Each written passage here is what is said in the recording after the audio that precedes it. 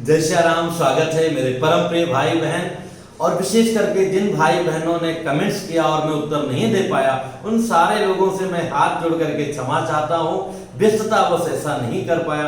हमारे हृदय में सदैव ये इच्छा रहती है अति शीघ्र आपके प्रश्नों का उत्तर दे पाऊं। हालांकि जिस भी विषय में आपने कमेंट्स किया होगा, उन विषयों के अगर आप वीडियो को देखेंगे निश्चित आपको उसका समाधान प्राप्त हो जाएगा। पर वीडियो जो है ना, बिना भगा कर देखिएगा। आज हम जो है पुत्रदा एकादशी व्रत के बारे में निवेदन करने जा रहा हूं, जो कल 30 जुलाई 2020 को प्राप्त हो रही है, श्रावण शुक्ल पक्ष की पुत्रदा एकादशी। इस व्रत का जो पारण है 31 जुलाई को प्रातः मोटा मोटी देखा जाए तो 5:45 AM से लेकर के 8:15 AM मतलब पौने 6 बजे से लेकर के 7:15 बजे तक पारण कर लेना सर्वोत्तम रहेगा। इस एकादशी व्रत का इतना बड़ा प्रभाव है, जैसा नाम है पुत्र तो प्रदान करती ही है।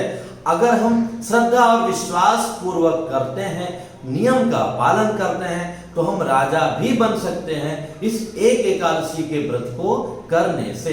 हालांकि मैं विलंब से वीडियो आपको अर्पित कर रहा हूं। आज से ही इसका नियम प्रारंभ हो चुका है। एक समय भोजन करना, लहसुन प्याज खाना, कुल्लू बैगन इत्यादि नहीं ग्रहण करना, ब्रह्मचर्य का पालन करते हुए रहना, पवित्रता से रहना। प्रातः आप जब उठेंगे एकादशी के दिन मतलब 30 जुलाई को, तो सर्वप्रथम जैसे कि हम मंजन करते हैं, तो मंजन नहीं करना है। किसी भी व्रत में मंजन मत कीजिएगा। समझ लीजिए घर में एक ब्रश, एक जिह्वा अलग रख लीजिए, जो व्रत वाले दिन यूज कीजिए, लेकिन वो भी जो है बिना मंजन के। ऐसा नहीं कि मंजन भी अलग रख दिया तो वो नहीं चलेगा। इसके बाद में हमें स्नान करना चाहिए। साबुन और तेल अवॉइड कर पाए तो बहुत ही उत्तम है, पर नारियल का तेल लगा के स्नान कर सकते हैं। आसपास नदी में जाए स्नान के लिए अवसर मिले तो बहुत अच्छी बात है। नहीं अपने घर में फाइनली 2 बूंद किसी भी पवित्र तीर्थ का जल, गंगा जल डाल करके स्नान कर लिया, बढ़िया से पीत वस्त्र पहन लिया। और कल तो जो है गुरुवार भी है, भगवान को प्रिय है, पीताम्बरी है, गुलाबी है, ब्राइट कलर जो है भगवान को बहुत है प्रिय है, पसंद है। इसमें जो है विष्णु भगवान के पूजा का बड़ा ही महत्व है। प्रातः कीजिए, मध्याह्न कीजिए, शाम को कीजिए। अपने आचार्य पुरोहित को बुला करके सत्यनारायण कथा सुन लीजिए, बहुत ही अच्छा रहेगा।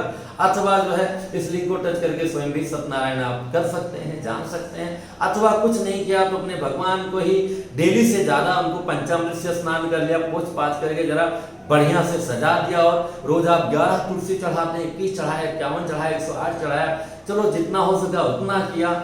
संध्या वेला में सारी रात जागरण का नियम है, लेकिन वो करना बहुत कठिन होता है। राजा बनना है तो कर सकते हैं।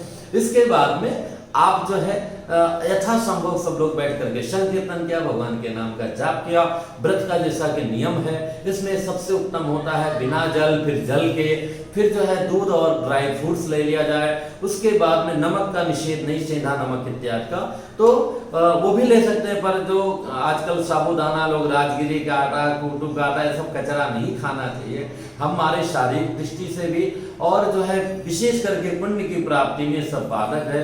एक से एक तो जैसे सियाराम नित्य से भी ज्यादा आजकल बन के आ जाता है फलाहार के रूप में। फल धन आहार फल ही ग्रहण करना चाहिए। तो इस तरह से आप कर सकते हैं, करना चाहिए, ऐसा ही कीजिएगा, कचरा अचरा मत खाइएगा। इसके बाद में अगले दिन जैसे पारण का हमने टाइम बताया, पारण करने के पहले भगवान की पुनः पूजा करनी चाहिए। एक ब्राह्मण दंपति को खिलाना चाहिए, अथवा जो है 2 खुराक भोजन जो है एकादशी का, और 1 खुराक जो है दशमी का, 1 खुराक द्वादशी का, 4 खुराक भोजन एक आदमी अगर व्रत कर रहा है तो उसको निकाल करके रख के उसके बाद में पारण करना चाहिए। इसकी कथा की बात आती है। ये कथा भी जो है भगवान श्री कृष्ण जी ने युधिष्ठिर के पूछने पर बताया। प्राचीन काल में महेजित नाम के राज में महाराजा महिष्मति बड़े ही धर्मात्मा थे, पुण्यात्मा थे। दुख उनको इसी बात का था, उनको कोई संतान नहीं था। सोचते थे हमारे मृत्यु होने के बाद में हमारी श्रद्धादि क्रिया कौन करेगा।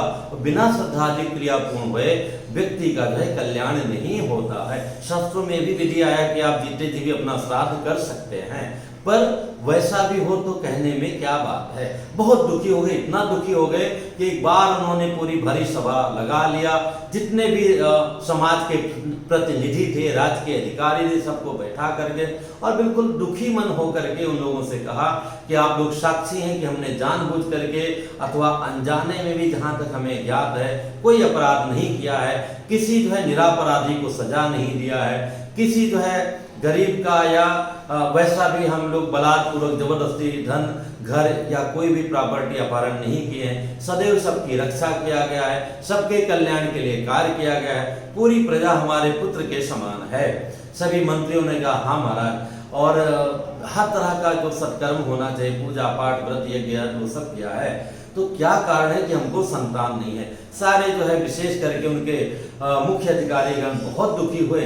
उन्होंने कहा महाराज आप चिंता मत कीजिए, प्रभु निश्चित कोई ना कोई समाधान देंगे, आप मुझे कुछ दिन का अवसर दीजिए, हम कोई ऋषि या कोई अन्य महात्मा को तलाशते हैं जो हमें मार्ग बताएंगे। राजा से अनुमति लेकर के उनके जो प्रमुख जो है राजकीय अधिकारी, कुछ पुरोहित इत्यादि, ऋषिगण इत्यादि साथ में लेकर के और जंगल में गए। बहुत दिनों तक उन लोगों ने ढूंढा। एक दिन दिव्य तेजोमय स्वरूप में लोमस ऋषि उनको दिखाई दिए, गए, प्रणाम किया, दंडवत किया।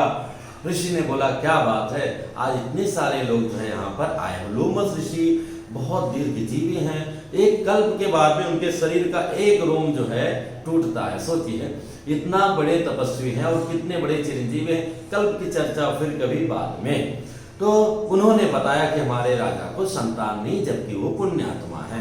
ऋषि ने ध्यान लगाया, मुस्कुराए थे, उनसे पूर्व जन्म में बहुत बड़ा अपराध हुआ था। क्या हुआ था, वो बनिया के घर में उन्होंने जन्म लिया था, बहुत गरीब थे, बहुत दरिद्र थे। और आप जानते हैं हजारों पापों का कारण जो है गरीबी बनता है। अपने देश में भी देखिए कई कई शहरों में अभी भुखमरी शुरू हो गई है, छीना झपटी शुरू हो गई है।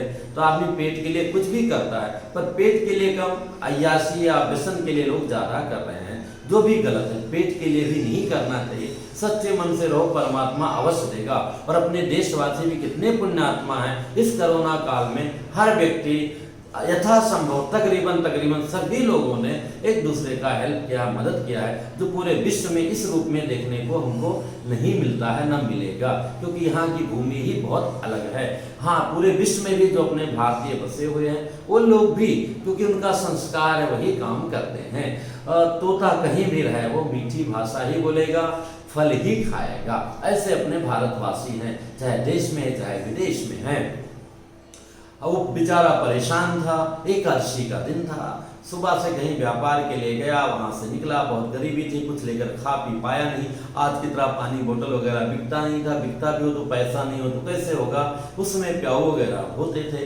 पर बहुत दूर वो निकल गया, मध्याह्न में परेशान हो गया, प्यास से तड़प गया। एक उसको जो है सरोवर मतलब एक तालाब दिखाई दिया, वहां पानी पीने के लिए गया, जगह कम थी। तो गौ माता सद्यः प्रसूता, सद्यः जन्म देकर के गौ माता वहां बैठी जल मतलब पी रही थी, और वो मारे गुस्सा के जो है गौ माता को भगा दिया। वहां तुरंत उन्होंने बच्चे का जन्म दिया था गौ माता, तो बच्चा भी दुखी हुआ, माँ भी दुखी हुई, वहां से चली गई। महाअपराध लगा।